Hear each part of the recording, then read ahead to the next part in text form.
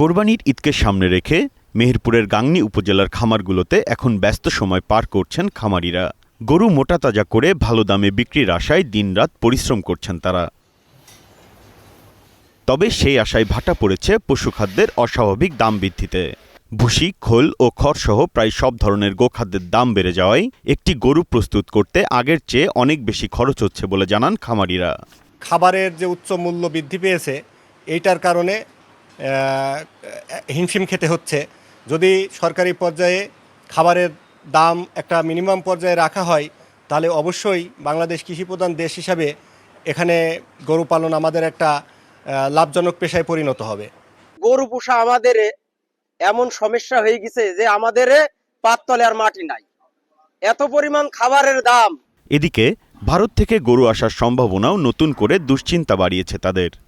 গরু পুষতে এবছরে খাবারের দাম বেশি, তুলনামূলক গরুর দাম কম।